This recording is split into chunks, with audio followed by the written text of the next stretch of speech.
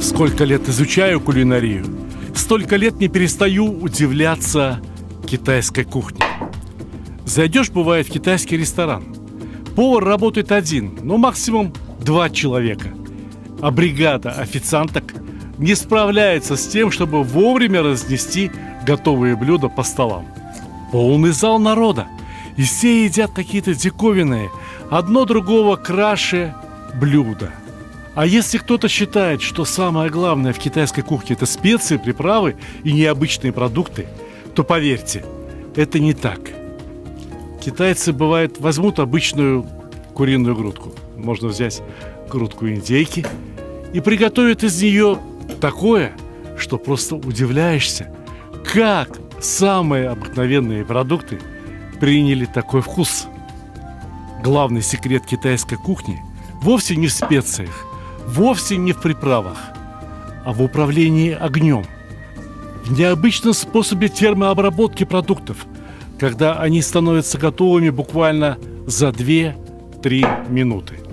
Разумеется, для этого все продукты нарезаются очень небольшими кусочками. А если что-то необходимо замариновать, посолить, поперчить, то это делается заранее. Да, обычная соль, обычный черный перец на куриную грудку. А это обычный крахмал. В Китае чаще используют рисовый крахмал, но можно взять и кукурузный, и картофельный. Одним словом, какой есть. Все равно получится очень вкусно. Для маринования продуктов в Китае очень часто используют рисовое вино. Его не употребляют как алкогольный напиток. Оно употребляется исключительно на кухне для маринования и еще кое в каких целях, о которых я расскажу вам позже. Сейчас важнее рассказать, чем можно заменить рисовое вино. Например, соусом терияки. Он довольно часто встречается в магазинах. А еще можно взять немного лимонного сока, немного сахара, немного воды и чуть-чуть развести алкоголем. Сейчас в миске с курятиной происходит одновременно 2 процесса. Курица не только маринуется, но в миске готовится еще и кляр из яичного белка и того самого крахмала.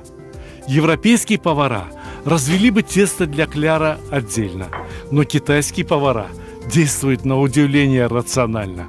Они работают, как правило, в несколько раз быстрее, чем это делаю я. Но мне же надо не просто приготовить, а еще и объяснить вам все, научить, а самое главное – убедить, что все у вас получится. Отложите курятину в сторону, возьмите морковку и порежьте ее кольцами. Надрезы вдоль моркови сделаны только для красоты. На вкус это не влияет. Хотите – надрежьте, хотите – просто порежьте морковь потоньше. За китайским столом не используются ножи и вилки. Китайцы едят палочками, поэтому все продукты нарезаются таких размеров, чтобы их было удобно есть. Вот цветная капуста, самая обычная, из овощного отдела самого обычного супермаркета. Нарезайте на соцветия и при необходимости разрежьте соцветия на кусочки. Принцип вы уже понимаете, чтобы их было удобно есть. Я не случайно заговорил о супермаркете. Все продукты для сегодняшнего блюда приобретены в ближайшем к моему дому магазине.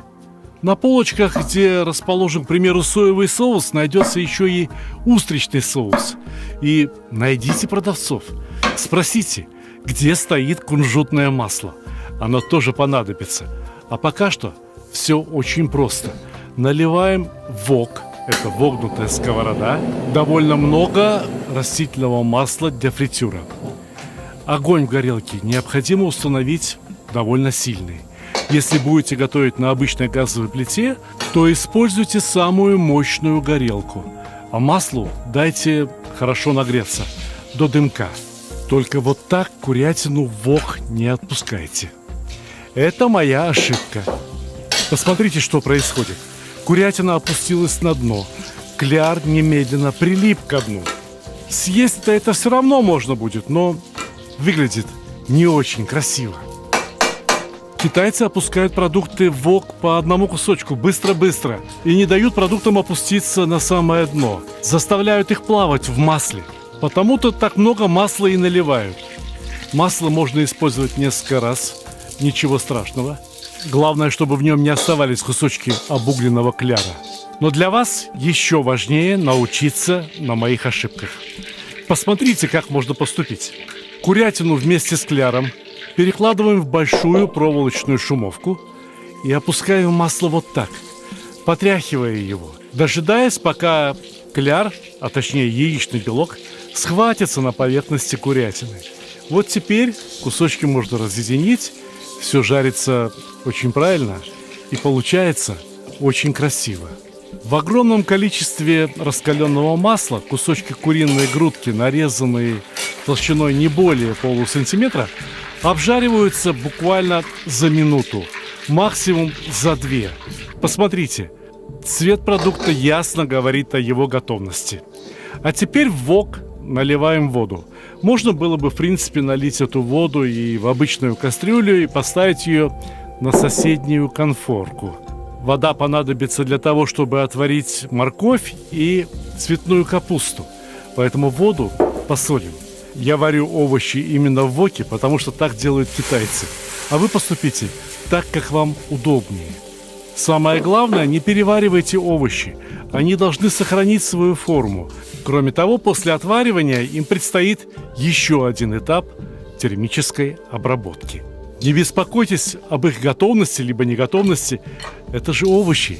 Их можно было бы и сырыми съесть. Это не пельмени.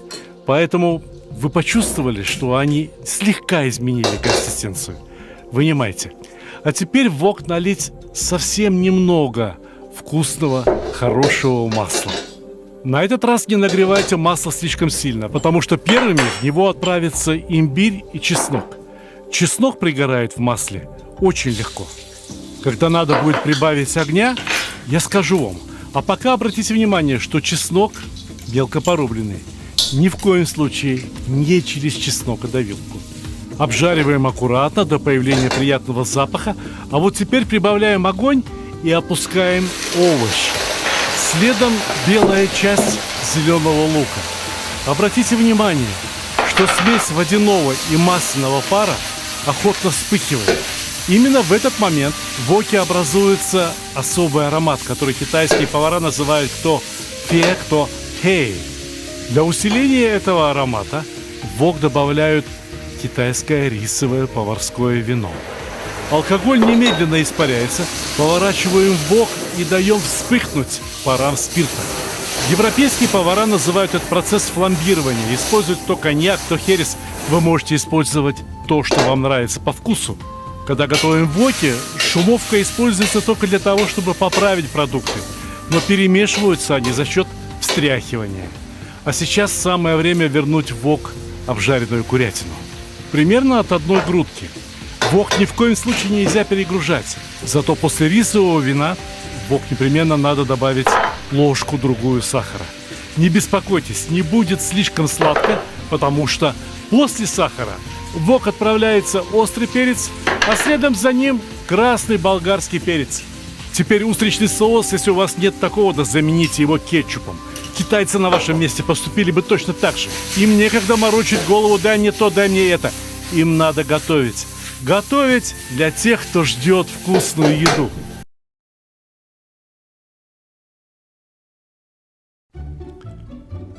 Самый лучший подарок – тот, который приносит радость и удовольствие.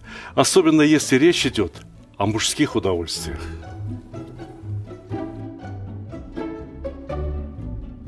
Самый лучший подарок – тот, который приносит пользу. Например, кому не хотелось бы наконец-то разобраться в приготовлении мяса? Самый лучший подарок – это то, что принесет хорошее настроение в погожий, солнечный день.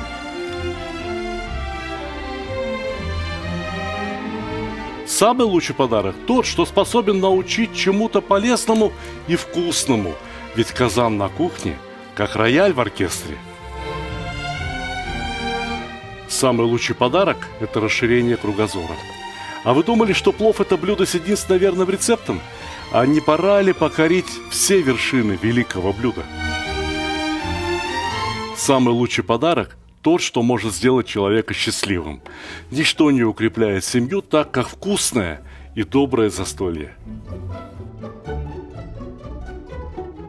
Отличный подарок – это книга с новыми рецептами из хорошо знакомых продуктов, к тому же приглашающая в очень вкусное путешествие в мир Востока. Самый лучший подарок, когда все самые любимые и популярные рецепты собраны в одном месте, где текст превращается в видео, а картинки оживают. Полюбуйтесь, какой красавчик. Самый лучший, самый ценный подарок – это дружба между братскими народами. Теперь вы совершенно точно можете сказать, что с татарами вы уже давно пуд соли съели. Моя самая новая и самая любимая книга рассказывает о земле и раскрывает всю душу татар. Эти книги теперь можно купить любым удобным для вас способом. С автографом в моем личном интернет-магазине, либо с быстрой доставкой через Озон, либо с большими скидками и кэшбэком в мегамаркете. Ссылки в описании к ролику, а также в верхнем комментарии. Но еда должна быть не только вкусной, а еще и красивой. А еще и содержать в себе не только питательные вещества, но и достаточное количество витаминов. Все это есть в мелко нарезанном зеленом луке. Скажите, вы понимаете, почему в казане так приготовить не получится? В воке все процессы происходят гораздо быстрее, чем в казане. Поэтому перемешиваю только встряхиванием, а сейчас наливаем разведенный в воде крахмал. Для того, чтобы связать, для того, чтобы прилепить к продуктам те соки, которые из них вышли. Ну и последний штрих. Буквально чайная ложечка кунжутного масла. Все, теперь наше блюдо пахнет совершенно по-азиатски, совершенно по-китайски. Можно подавать. Это примерно одна, максимум 1,5 порции. Подают столько блюд, сколько едоков за столом. Плюс еще одно, самое любимое.